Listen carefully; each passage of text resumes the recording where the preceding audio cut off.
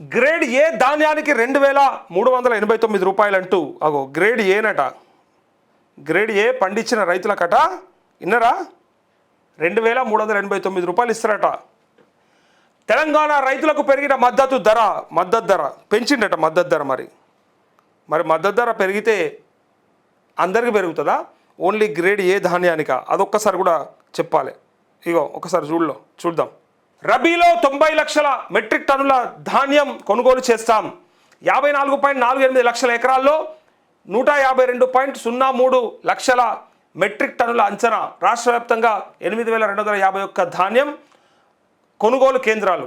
మంత్రి ఉత్తమ్ కుమార్ రెడ్డి ఇగో ఏం చెప్తున్నాడంటే, ఈ రబీలో 90 లక్షల మెట్రిక్ టన్నుల ధాన్యం కొనుగోలుకు రాష్ట్ర ప్రభుత్వం ప్రణాళికలు రూపొందించిందని మంత్రి ఉత్తమ్ కుమార్ రెడ్డి చెప్తా ఉన్నాడు. మద్దతు ధర పెరిగిందట. మరి ఎంత మద్దతు ధర? మరి ఒకసారి చూద్దాం. ఇక రాష్ట్ర వ్యాప్తంగా ఈ రబీలో 54.48 లక్షల ఎకరాల్లో 152.03 లక్షల మెట్రిక్ టన్నుల ధాన్యం దిగుబడి వస్తుందని అంచనా వేస్తున్నట్టు వెల్లడించారు. అయితే రబీ సీజన్కు సంబంధించి ధాన్యం కొనుగోలు కేంద్రాల ఏర్పాటు, మౌలిక సదుపాయాల కల్పన తదితర ఏర్పాట్లపై సోమవారం పౌర సరఫరాల శాఖ కమిషనర్ స్టీఫెన్ రవీంద్ర పలువురు అధికారులతో కలిసి సమీక్షా సమావేశం నిర్వహించారు.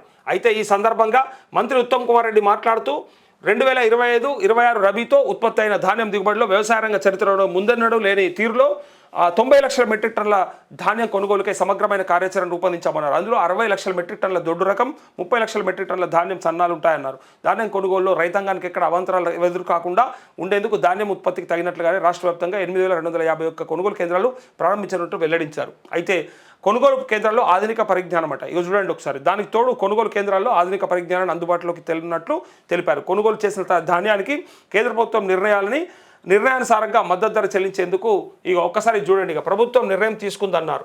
అయితే గ్రేడ్ ఏ సాధారణ విభాగాలుగా గుర్తించిన గ్రేడ్ ఏకు 2389, సాధారణ వరకు 2369 చెల్లించనున్నట్లు వెల్లడించారు. అంటే ఒక 20 రూపాయలు ఎక్కువనట.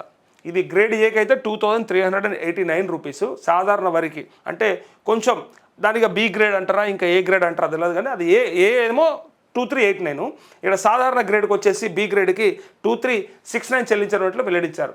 రాష్ట్రంలో పెరిగిన ధాన్యం దిగుబడికి అనుగుణంగా పెరిగిన మద్దతు ధరతో రైతాంగానికి పెద్ద ఎత్తున లబ్ధి చేకూరుతుందని, తద్వారా రైతాంగానికి ఆదాయం పెరుగుతుందన్నారు. కొనుగోలు కేంద్రాలను పెంచడంతో పాటు ప్రభుత్వం ఏర్పాటు చేసిన కొనుగోలు కేంద్రాల్లో రైతులకు అవసరమైన మౌలిక సదుపాయాల కల్పనలో అధికారులు ప్రత్యేక దృష్టి సారించాలని అధికారులను ఆదేశించారు. ఇక రైతులకు ఇబ్బందులు కలగద్దట. చూడండి, కొనుగోలు కేంద్రాల్లో టార్పాలిన్ షీట్లు, ఎలక్ట్రానిక్ తూకాలు, తేమను కొలిచే పరికరాలు, ఆటోమేటిక్ వరి క్లీనర్లు, డిజిటల్ డయల్ కాలిపర్సు, హస్క్ రిమూవర్లతో పాటు సరిపడా అన్ని బ్యాగులను అందుబాటులో ఉండేలా చర్యలు తీసుకున్నామన్నారు. కొనుగోలు కేంద్రాల నుంచి మిల్లులకు సత్వరం ధాన్యాన్ని సరఫరా చేసేందుకు గాను సరిపడా వాహనాల ఏర్పాట్లు ముందుగానే చేయాలని అధికారులను ఆదేశించారు. దానికి తోడు వేసవి తీవ్రతను దృష్టిలో పెట్టుకొని రైతాంగానికి ఎక్కడ ఇబ్బందులు ఎదురుకాకుండా చూడడంతో పాటు ఎండ వేడిమికి వడదెబ్బకు తగలకుండా నివారణ చర్యల నిమిత్తం తక్షణ ఉపశమనం కోసం ఓఆర్ఎస్ వంటివి అందుబాటులోకి ఉంచాలని ఆదేశించారంటూ చివరికి ఓఆర్ఎస్లు ప్యాకెట్లు కూడా పెడతారట. రైతులకి ఇన్ని గానం చేస్తురట, రైతుల మీద ఇంత ప్రేమ చూపిస్తురట. చూసారు కదా, మద్దతు ధర పెరిగిందట. ఇక పండగ చేసుకోరు. మేము రుణమాఫీ ఇవ్వకున్నా సరే, రైతు భరోసా ఇవ్వకున్నా సరే, మీకు సబ్సిడీల మీద పరికరాలు ఇవ్వకున్నా సరే, వ్యవసాయ పనిముట్లు ఇవ్వకున్నా సరే, రైతు బీమా వేయకున్నా సరే, జస్ట్ మీకు మద్దతు ధర పెంచినాం. అది కూడా ఎంత పెంచారు, ఎంత వచ్చింది, ఏ గ్రేడ్ ఏంది, బి గ్రేడ్ ఏంది, ఎంత కావాలి లెక్కకైతే, మీరు పెంచుతా అన్నది ఎంత, మీరు రైతు డిక్లరేషన్లో ఇచ్చింది ఎంత, ఖాళీ వరికే పెంచుతా అన్నారా, మళ్ళీ మిగతా అన్నిటికి పెంచుతామన్నారా, ఇవన్నీ కూడా అడగాలి కదా.